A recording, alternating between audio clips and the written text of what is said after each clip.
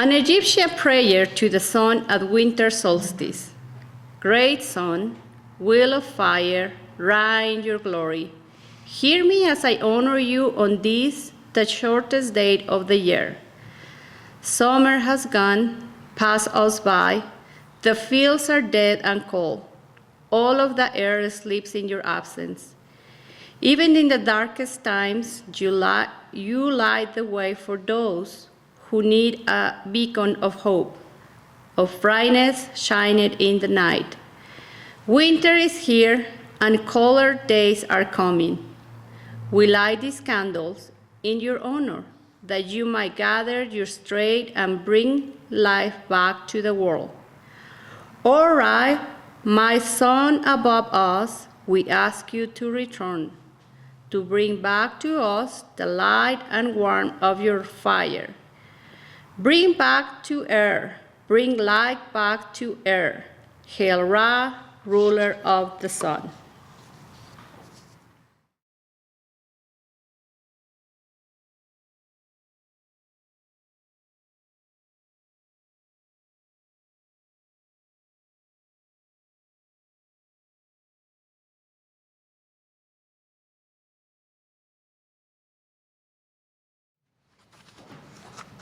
This morning's reading is on the cycles and the signs.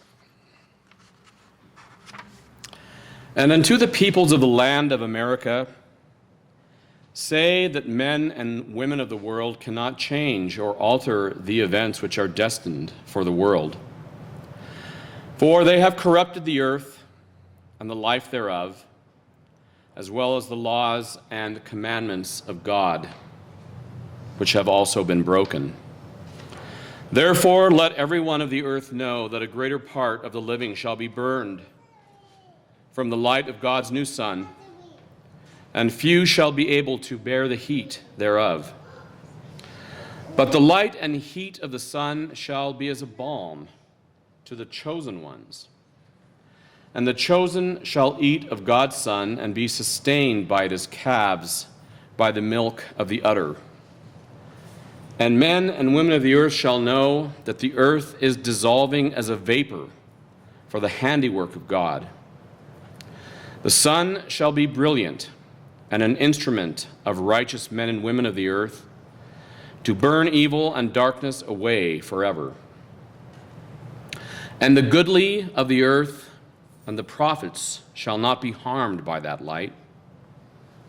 And men and women shall run to and fro as the blind, maddened by the illumination they cannot see, but is only felt by the senses.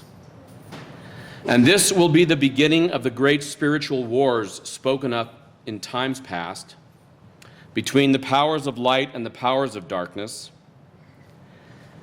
And men will know that they are caught in celestial and terrestrial struggles, and they will be consumed. Prophets of times past have told of this struggle that was to come at the consummation of the earth, and the signs have been many. But men and women have not reckoned with these signs.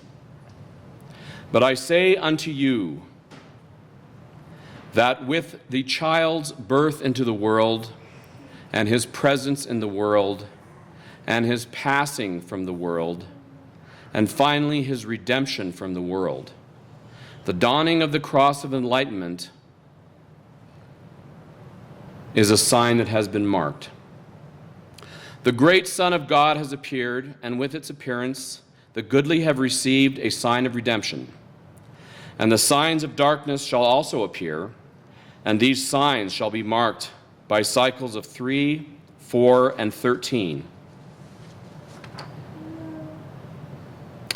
It is not proper that people know of the times of the tribulations. Thus the prophets of this teaching shall know and remain silent. For it is better that such dates be kept secret. But say unto the men and women of the world that the events that preceded the child's entrance and exit from the world, and the birth and the life of this community, are all regulated by the sun and the stars thereof, which respond to the pulse of God's direction for a goodly cause. Mark well the years of which I speak, for the signs are therein. In the year of the child's appearance into the world and the first meetings of the community established in that year, the sun shone most fervently. And again, after the passing of 13 years, when we spoke to the peoples of America of his life and his teachings, the sun and the stars blazed in resplendent glory. And no one predicted the events beforehand, for the calculations of the life of the sun differ. And let no one say that these events were coincidental, for all things have occurred as he predicted in his prophecies.